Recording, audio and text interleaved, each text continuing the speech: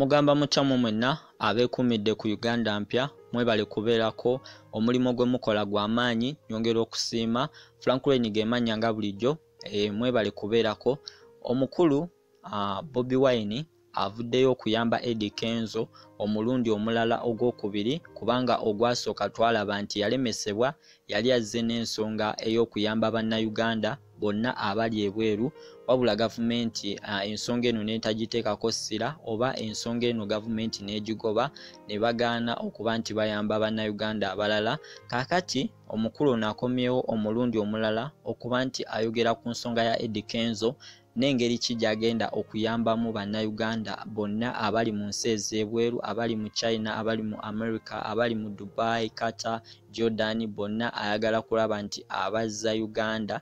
Era essaawa eno wenjogerera omukulu Bobi Wine agamba nti agenda kuyiiya engeri yonna oba kufuna private jet alabe nti akomyawo bannayuganda bonna abali mu nsi ez'ebweru okusookera ddala brother we Eddie Kenzo kubanga balwanye entalo nyingi ate Eddie Kenzo amubeereddewo mu buli kimu, so n'olwekyo tagenda kulinda kulaba nti afiira mu nsi endala okuba nti tali mu ggwanga lye. Essaawa zino wenjogerera Eddie Kenzo azze ateekayo post tubadde tubiraba nti amisinga family ye, ayagala kudda waka, ayagala kudda waabwe, ayagala kukola mirimu gye business ze ziri stuck olw'okuba nti tali mu ggwanga.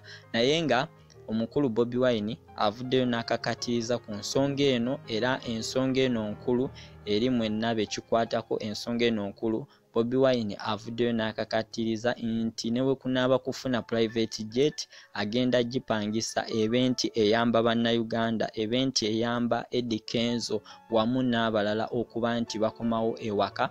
Ekirwadde kino COVID-19 okuva bwe kyajja kizinzeeko ensi ez'enjawulo okubanga airport right now wenjogerera zonna ziri down, tewali nnyonyi eri mu bbanga, ennyonyi zonna ziri down. Ne bw'oba weetaaga kufulumansi tosobola kufulumansi olw'ekirwadde kino ki COVID-19 engeri gye kyajjamu kyateeka ensi ku ttaka okubanga wenjogerera right now tewakyali nsi zikola bintu by'amaanyi naddala ebyentambula mu bbanga tebikyatambulirako ddala.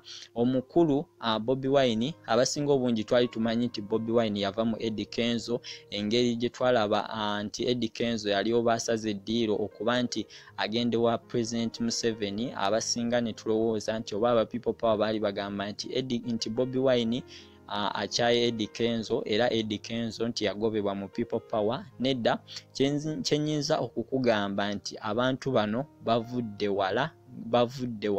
Bobi Wine ono gwolaba yaleeta Eddie Kenzo kuba nti afuuka kyali wenjogerera right now. Bobi Wine ono yayambanga Eddie Kenzo. Bobi Wine ono yawanga Eddie Kenzo studio okuba nti alicordinga music eyamutandisa oba eyamutuusawo waali we mulaba essaawa zino. Bobi Wine yayamba Eddie Kenzo mu buli nsonga, era sisuubira nti waliwo ekiyinza obbaawukanya nga mmwe bwe mwali mugamba nti Eddie Kenzo agobeddwa mu People Power olw'okugenda ewa President Museveni.